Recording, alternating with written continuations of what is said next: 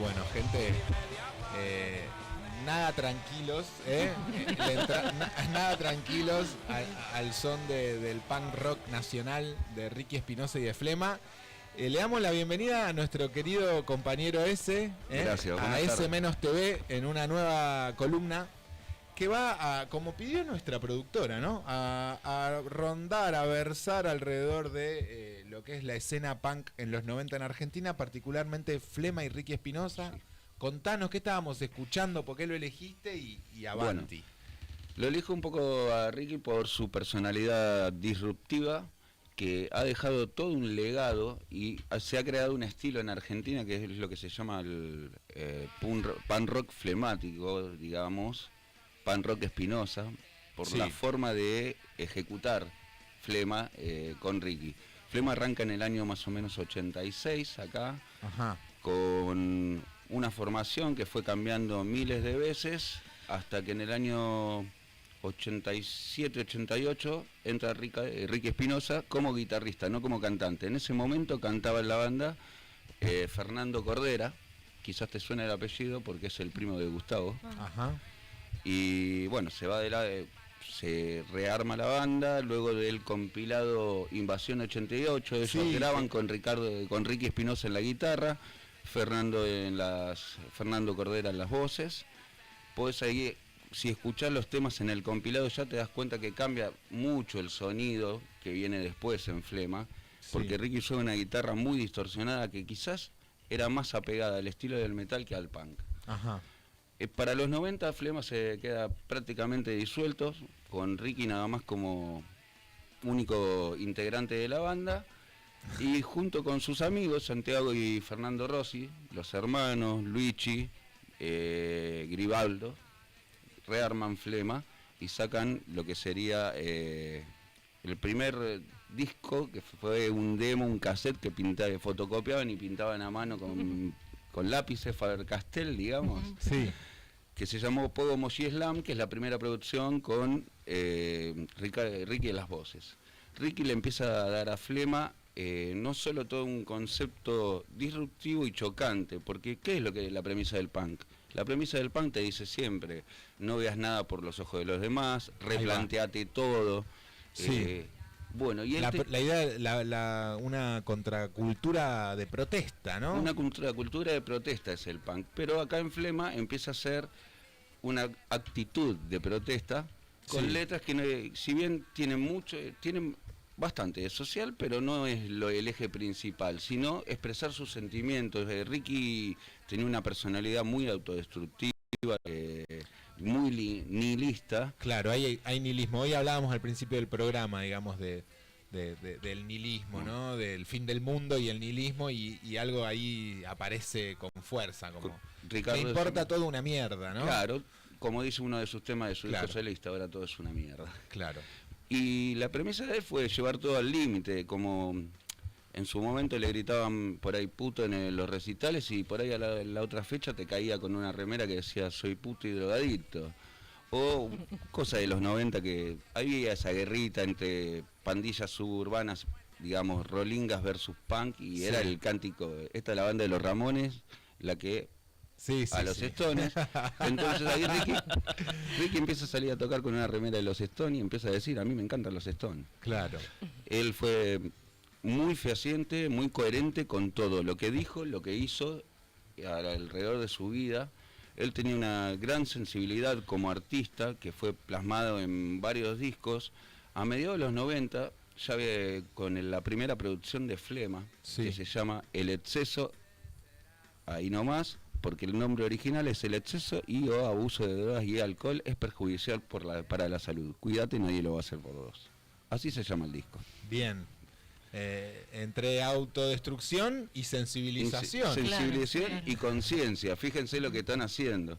Porque Flema empieza a cautivar un público muy autodestructivo. A ver, pero pongamos, vos estabas ahí. Sí, yo iba a ver a Flema en los 90, iba al pasillo de Avellaneda, iba a Wilde. Porque decimos los 90, está bien, nadie desconoce a qué nos referimos, pero digo, te la pregunto y vos seguí con tu hilo, pero ¿qué hay del punk como un emergente en esa época, ¿no? Pensemos 83, noventas, Acá en debacle. En ese momento, cuando Flema surge, estaba comenzando, digamos, vamos a tomar, surge en los 90, porque luego del compilado Invasión 88 es que empieza a tomar notoriedad, porque bueno, es un compilado mítico, ahí están bandas como Ataque, Comando Suicida, que Comando Embajada Suicida, Boliviana. No, Embajada no está. Ah, bueno, puede ser. Yo la tiré. Es una banda que le gusta mucho a Ricky, ¿eh? Sí. Le gustó. De hecho, hacía covers de... Sí, de hecho, bueno, a eso te iba a contar que a mediados de los 90 ya había salido El Exceso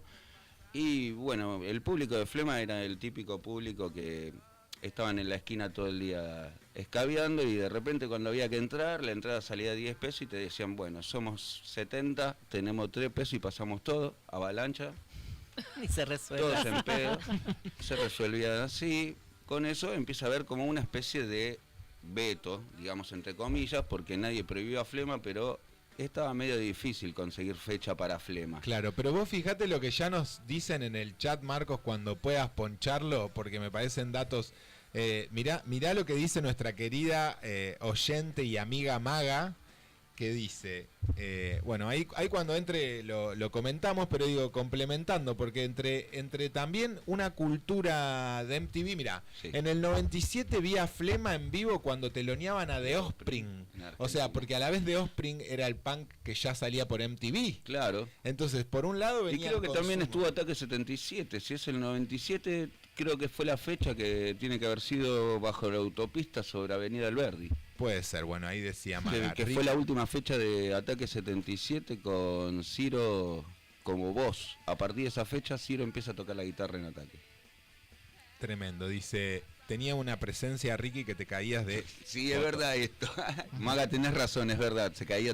Vos con Maga se tienen que juntar, ¿eh? Tendríamos que hablar. Yo creo que tendrían que hablar y podría complementar y enriquecer este segmento musical porque Mirá, sabe mucho. Vamos a ir juntos ahora próximamente a ver a unas bandas que nos gustan. Ahí está, mirá, no sigue al pie. No sigue al pie. Bueno. Yo también estuve en esa fecha y la disfruté mucho.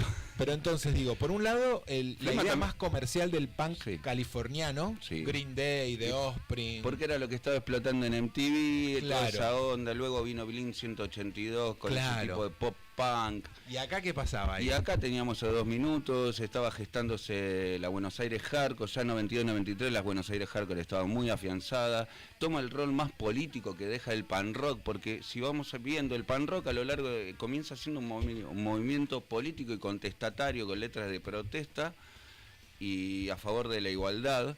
Y a través de los años las bandas de pan rock, sinceramente, hoy le cantan al amor, ya son más de... hacen otro tipo, cuentan vivencias personales, pero ya no hay una banda pan rock con letras de protesta. Sí puedo hablar de Malpasar, pero no es de ahora, es de los 90, Malpasar. Las bandas de ahora... Los Natas la escuchan, todavía somos... Los Natas, qué buena banda. Había un veto luego del exceso, luego de todos los quilombos, por esos años que Maga comentaba, 97 y pico, un veto que nadie decía, pero a Flema le costaba conseguir un lugar. Sí. ¿Qué hace Ricky? No podía parar su sensibilidad ni su forma de componer. Arma Flemita, sí, y con esa banda hace todos los temas hace solo temas de bandas under. De hecho, el disco de Flemita, el primero, se llama Underpunk, y es lo que hace... Discazo. Empieza a hacer cover de todas las bandas de las cuales se fue haciendo amigo, bandas con las cuales compartían fecha y compartió, y fue como una manera de darle una mano y darle más lugar a ese tipo de bandas, donde hace temas de Sin Ley, Embajada Boliviana y todas las bandas que había en ese momento. Luego, casi en simultáneo que sale Flemita, cuando nadie hablaba ya estaba medio Flema, no se sabe, sale Si el placer es un pecado, bienvenidos al infierno. Otro discazo de Flema, y sorprende con ese disco, sigue tocando con Flemita, sigue tocando con Flema, y en un momento se le ocurrió hacer una banda que se llamaba Flemón. Tiene un registro de 3... La chica se caga. Esto es real, yo sé que causa gracia, pero es real. Flema, Flemita y Flemón. Hay un registro de 3 temas o 4. Flemón hacía heavy metal. No, nada que ver. Y se iba por un lado más oscuro. Luego saca para el año 99, él saca Vida Espinosa, que es su disco solista, donde plasma un poquito más su esencia, sus pensamientos, sus altibajos emocionales, su depresión, el sentir el rechazo del padre. De hecho, hay uno de los temas que él lo menciona y dice: mi papá me quiere, pero le doy vergüenza a lo que soy, y lo dice textual en el tema. Sí. Esa angustia lo empieza como a desarrollar. Hay un documental. Hay un documental, tiene un biógrafo. Perdón, Sí. ¿cómo se llama el de Cromañón? El que fue preso. Chaván. Chaván. Chaván. Dicen que Chaván, si no me equivoco, Sí. invitó al padre de Ricky Sí. a una fecha en Cromañón y le dijo: tenés que venir a ver a tu hijo porque es un fenómeno. Y ahí fue, dicen que Sí. fue, y como que fue como una aceptación del padre Fue a como- lo que lo avergonzaba. Exacto, del hijo. cuando vio todo el movimiento que movimiento. había, la gente que había. Aparte, también cuando comienza Flema, una costumbre muy argentina, que desgraciadamente muy argentina. En los 90 estaba común, era común, te gustaba la banda, era de punk, escupir a la banda. Entonces ahí empieza como una ruptura entre muchas bandas, muchos músicos que no quieren que los escupan. En esto hago una mención especial a la primera lady perdón, no es Sí. lady para minimizarlo o algo, pero tiene Mariano Martínez de Ataque, fue una de las primeras personas que no soportaba que lo escupían y se iba corriendo. Bueno, ¿y qué hacía Flema entonces? Llegaba al escenario, cazaba el micrófono y decía: pueden escupir. Y así se convertía en no solo un show de música, sino en un show de garzos para todos los que estaban adelante. Y bueno, se llamaba Flema, ¿qué querés? Era así la banda. Y de hecho, en el disco Resaca, que sale para el año 98-99, sale el disco Resaca de Flema, que es un disco obligado para mí por la calidad de música que hay, las composiciones. Si bien tiene buenos temas, hay mucho material, registro en vivo. Hay una gran frase que dice Carla Ritrovato, transmitiendo para la Rock and Pop, que dice: esto no es un problema de sonido, Flema suena así. Y eso era Flema. Sí. No tenía, musicalmente era subir todo, sonar lo más desprolijo posible, Listo. palo y a la bolsa, lo que tengo para decir y nada más. Siempre fue muy coherente y desgraciadamente en el 2002 tuvo un accidente. Él se cayó de un balcón, de una ventana, en los edificios del barrio Güemes de Avellaneda, y perdió la vida, dejando así un legado donde no solo por la música, sino por la actitud que tenía. O sea, no era como... Luego la tomó el Piti un poco esa actitud, pero un poquito más destroy. El Piti terminó matando a una persona, bla, bla, bla. Pero era esa actitud rockera, de me importa muy poco todo, yo hago lo que quiero. Y bueno, esa fue la política de Flema y la vida de Flema. Sí, me parece que es la captura también, y cuando nos confundimos Sí. con lo que implican las sustancias. Claro. Y ahí la importancia de hablar de consumos problemáticos en nuestros entornos, la importancia de hacer visibles las redes, las personas los profesionales que trabajan no tanto acompañando. reírse, no tanto acompañar, sino ver cuando una persona tiene un Exacto. problema y tratar de ayudarlo. No tanto porque yo a veces decía, en la noche nos abrazamos en la euforia y al Sí. otro día todos solos deprimidos en nuestras casas. Y está bueno poder nombrarlo, ¿no? Porque, Sí. por ejemplo, nuestro sindicato tiene un convenio con la Asociación de Psicólogos de Sí. Buenos Aires. Y eso hace que uno pueda tener un acompañamiento profesional, por ejemplo, para hablar, entre otras cosas, un problema de época, que hace poco salieron unas nuevas estadísticas que hablan del crecimiento de la depresión y de los Sí. consumos problemáticos. Y sí. Y entonces eso conecta directamente con los 90, porque son tiempos que tienen un montón de puntos Tiene un en montón común. que Entonces ver. digo, Nos están aplicando políticas de los 90 que llevaron a la destrucción no solo del país, sino de la juventud. Muchos pibes Bueno, se claro. perdieron en las drogas justamente claro. por falta de contención, por falta de un estado presente, por Por lo falta que de sea. oportunidades, de no Por sentirse desigualdad. incluidos. Digo, Sí, hoy sí. el Piti, felizmente nos Felizmente. enteramos que vuelve a los Está. escenarios, probablemente vuelve, pero ya un poco lo anunció. Además, digo, se pudo inscribir la situación de lo que le pasó, como lo que le pasó a Ricky Espinosa en Sí. su momento, en un estado, digamos, de bueno, de problemas de consumo, Sí. y de no estar dentro de lo que podrían ser sus cabales, y eso ha hecho que así se considere en la causa penal frente a lo que sucedió. Y nos enorgullece a un montón de argentinos y argentinas su regreso, su poesía, su música, como así fue también la de Ricky.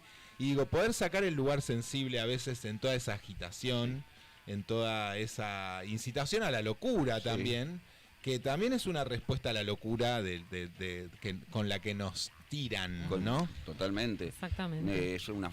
Él utilizaba mucho el arte, sus letras como forma de expresión. También le gustaba, te voy a contar una, le gustaba mucho Fan People a él. A Ricky le gustaba mucho Fan People y a Necro no le gustaba mucho.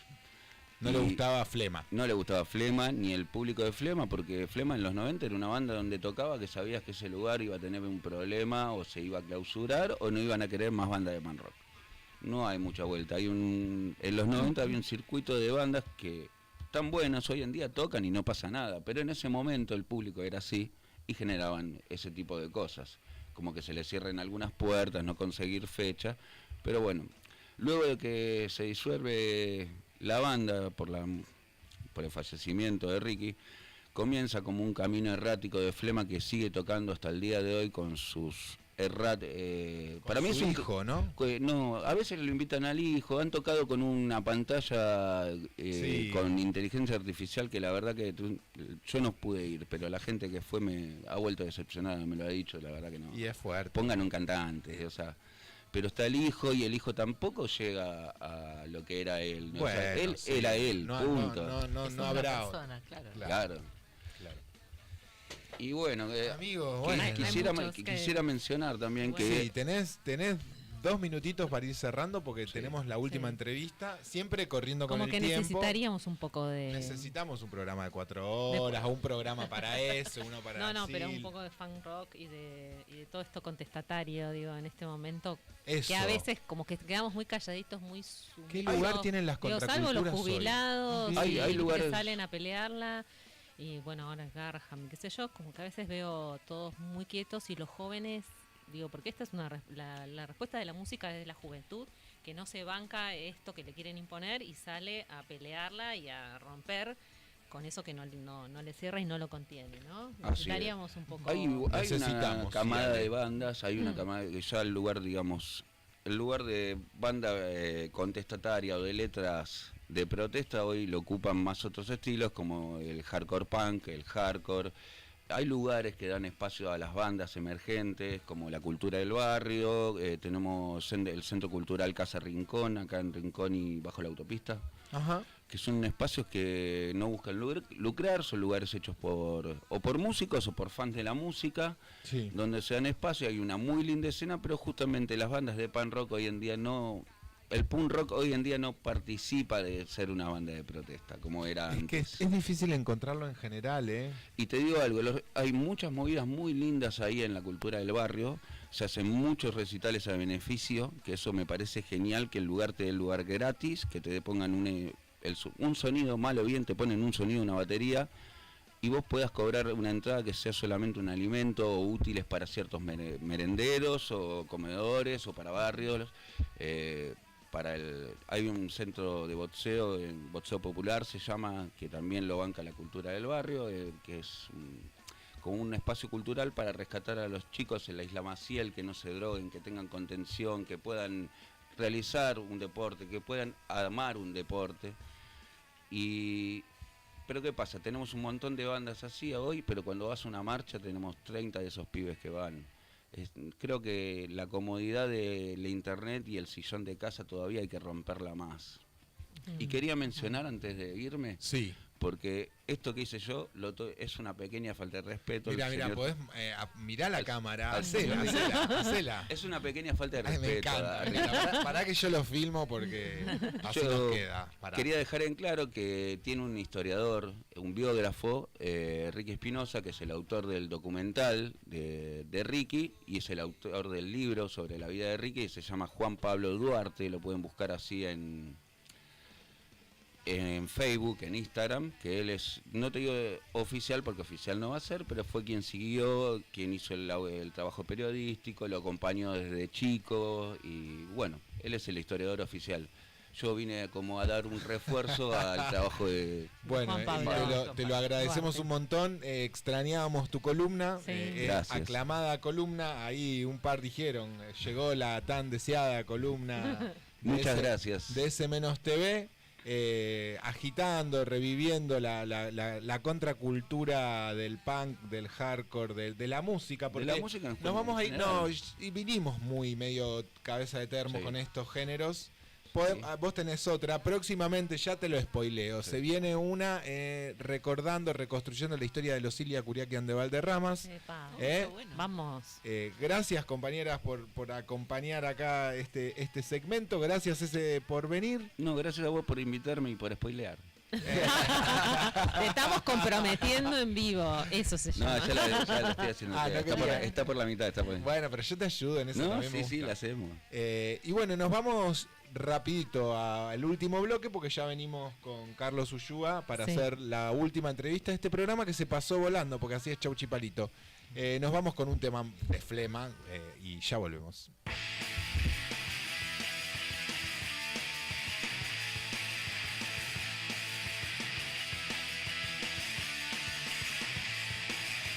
No tengo preconcepto, tomo las cosas como se ven. Puedo mirarte de frente porque no tengo nada que esconder. No necesito modelo para hacer lo que yo quiero hacer.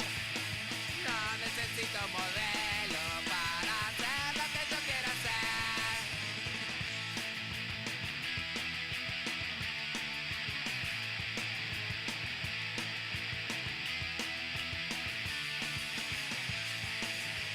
No me hables de reglas, creo que se hace para romper. Nunca digo no puedo, si no lo intento me arrepentiré. No necesito modelo para hacer lo que yo quiero hacer. No necesito modelo para hacer lo que yo quiero hacer. Ragán.